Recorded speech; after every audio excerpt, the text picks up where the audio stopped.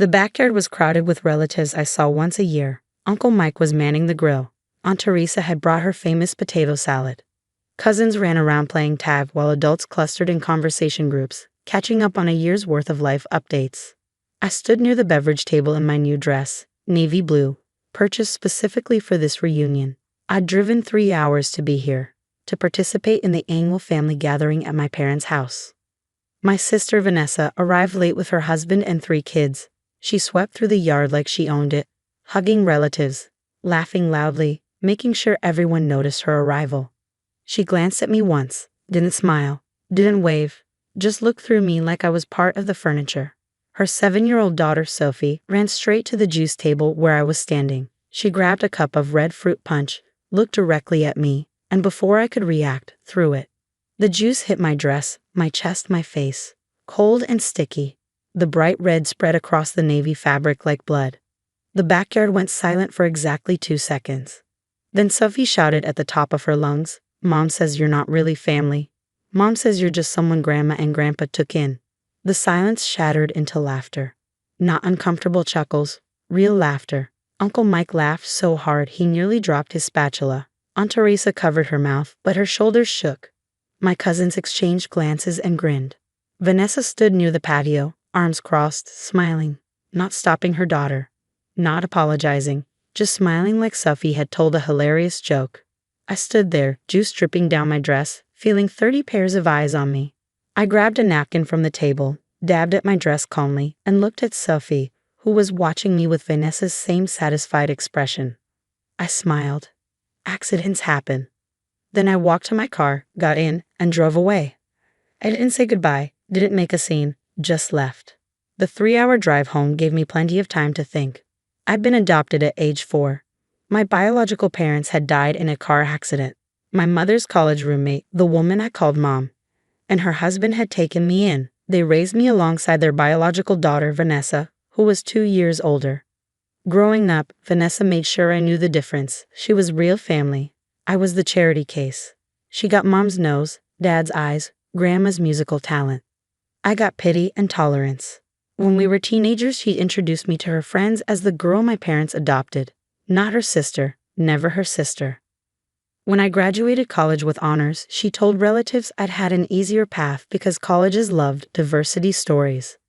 Never mind that I'd worked 2 jobs to pay for what scholarships didn't cover.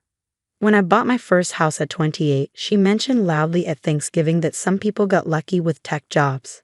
Never mind that I'd spent years building my career as a software engineer, earning every promotion through documented performance. And when she needed a mortgage guarantor 3 years ago, when her credit was trashed from overspending and her husband's income wasn't enough to qualify for the loan they wanted, she asked me for help. Actually, she had Mom ask me, "Vanessa needs this. You're doing so well. Family helps family." I hesitated. We weren't close.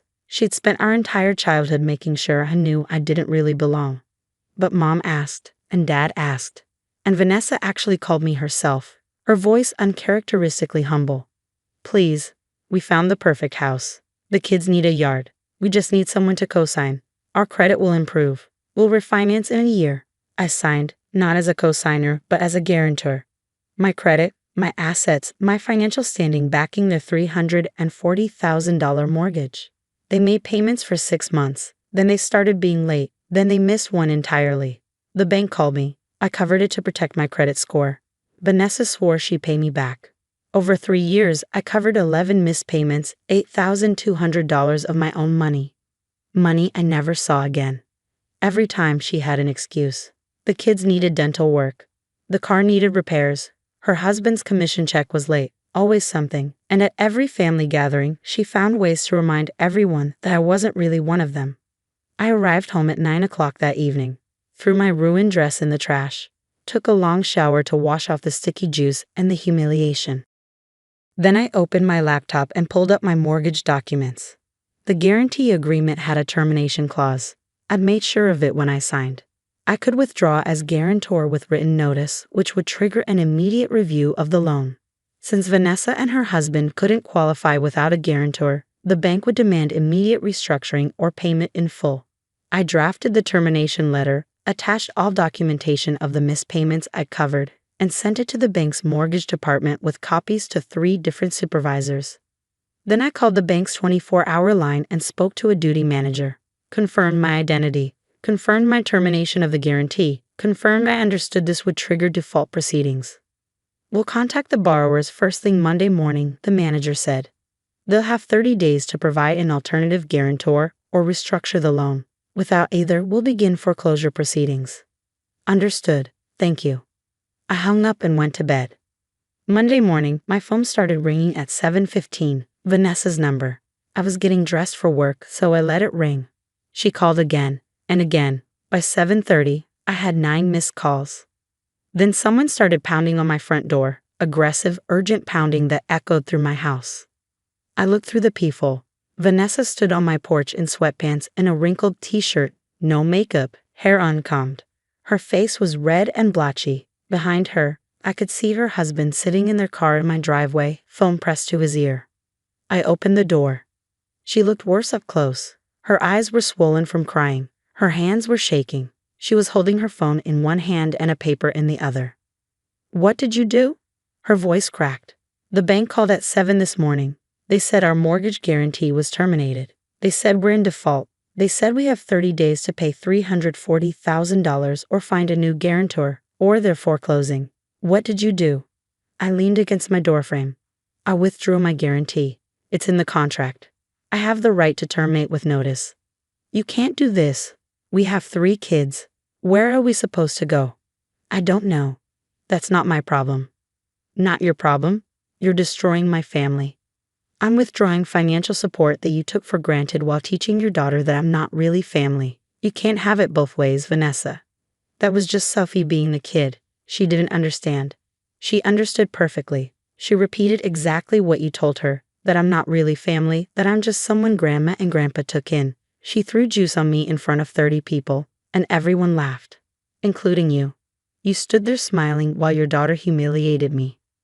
I didn't tell her to throw juice. But you told her I'm not really family. You've been telling her that her whole life, just like you told me my whole life. And while you were busy making sure everyone knew I didn't really belong, I was guaranteeing your mortgage.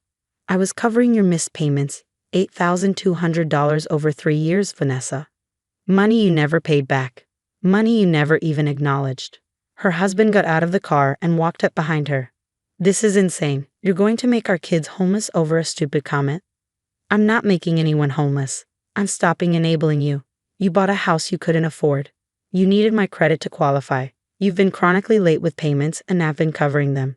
That ends now. Vanessa's voice went shrill. Mom and Dad are going to hear about this. They already know. I sent them a copy of the termination letter last night. That stopped her. You? What? I wanted them to understand why I'm doing this. I included documentation of all the payments I've covered, all the times you called them instead of me when rent was due, and all the family gatherings where you made sure everyone knew I wasn't really one of you. Her husband grabbed her arm. Come on, we need to call the bank, figure out our options. Vanessa jerked away from him, her eyes wild. You can't do this. You're family. I looked at her, this woman who'd spent our entire lives making sure I knew I wasn't, and felt something settle in my chest. No, Vanessa, according to you, I'm not. I'm just someone your parents took in, not really family, remember? That's what you told Sophie. That's what you've been telling everyone for years. So why would I guarantee a mortgage for someone who's not really my family? I didn't mean it like that. You meant it exactly like that. You've meant it our entire lives. You just didn't think there would be consequences. Please, she was crying now, mascara-less tears running down her face. We'll lose everything. The kids will have to change schools.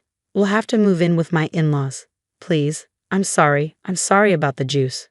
I'm sorry about what Sophie said. Just fix this. I can't fix it, even if I wanted to, which I don't. I've already terminated the guarantee. It's done. The bank processed it. You'll need to find another guarantor, restructure, or sell. Who else is going to guarantee a mortgage for us? We have terrible credit. Then maybe you should have treated the person who did guarantee it with basic respect. Maybe you shouldn't have taught your daughter to throw juice on me and announce I'm not really family in front of everyone we know. Her husband pulled her away from my door. We're leaving. This isn't working. We need to focus on solutions. Vanessa looked back at me as he guided her to the car. You're really doing this? You're really going to destroy us? I'm not destroying anything. I'm just no longer holding it up. There's a difference. They drove away. I closed my door, finished getting ready for work, and left for the office. By noon, my phone had blown up. Mom had called 6 times, Dad 3 times, Aunt Teresa twice, Uncle Mike once. Various cousins had texted, asking what was happening. The family group chat was exploding with messages. I'd been removed from it at some point that morning, but my parents forwarded me screenshots.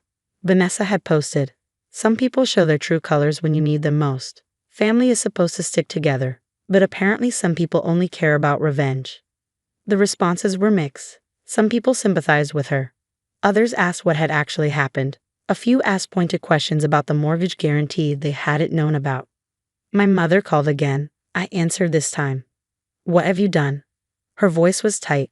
"Vanessa is hysterical. She's going to lose her house. She's going to lose the house I've been helping her pay for while she treated me like an outsider at every family gathering. She didn't mean anything by that. That's just sibling rivalry." Sibling rivalry is fighting over toys or competing for attention. What Vanessa did was spend 28 years making sure everyone knew I didn't really belong. And I spent 3 years covering $8,000 of her missed mortgage payments while she did it. That's not rivalry. That's me being taken for granted. She has children. You're hurting innocent kids. Those innocent kids watched their mother encourage their sister to publicly humiliate me. Safi is 7 years old, and she already knows that Aunt Weaver isn't real family. That's what Vanessa is teaching them. I'm just no longer financially supporting it. You're being cruel. I'm being consistent. She said I'm not really family. Fine, then she doesn't get family support. Simple. This isn't how family works. You're right. In real families, people don't tell adopted children they don't belong. They don't laugh when their kids throw juice on their siblings. They don't take $8,000 of covered payments without acknowledgement or gratitude. But this is how our family works, apparently. So I'm opting out of the financial participation while keeping the emotional distance Vanessa has insisted on our entire lives. Mom hung up without saying goodbye. Over the next week, the pressure intensified. Dad called, asking me to reconsider. Vanessa's husband called, offering to set up a payment plan for the money they owed me. Aunt Teresa called, saying I was being vindictive. I didn't budge. Vanessa had 30 days to find a new guarantor or restructure the loan.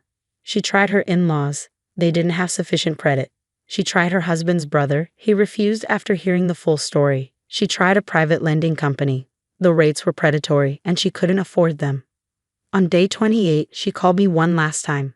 Her voice was flat, defeated. "We're selling. We found a buyer. We'll close in 60 days. The bank agreed to extend that far since we have a contract. We're moving in with my in-laws until we can save for something smaller." "Okay, I just want you to know that you destroyed my family." "No, Vanessa, I stopped propping up your family while you denied I was part of mine. There's a difference." She hung up. They sold the house 6 weeks later and moved into her in-laws' basement. The kids changed schools. Vanessa took a part-time job to help save for a new down payment. At party, I wasn't invited to the family gathering. Mom sent me a text. "Vanessa isn't comfortable with you there. Maybe next year." I spent party with friends, people who chose me, not out of obligation or pity, but because they actually wanted me there. I don't miss the family reunions. I don't miss the subtle reminders that I'm not really one of them. I don't miss covering Vanessa's payments or swallowing my pride while she redefines family in ways that exclude me. Sometimes people ask if I regret it, if I feel guilty about the kids losing their house, their school, their stability. I don't. Because I learned something important. Being family isn't about biology, legal papers, or who took you in when you were 4 years old. It's about who shows up, who values you, who treats you like you matter. Vanessa had 3 years to treat me like family. She chose instead to make sure everyone knew I wasn't. I just made her financially consistent with her emotional truth. She said I wasn't really family. I believed her. And families don't guarantee mortgages for people who aren't really family. Simple as that.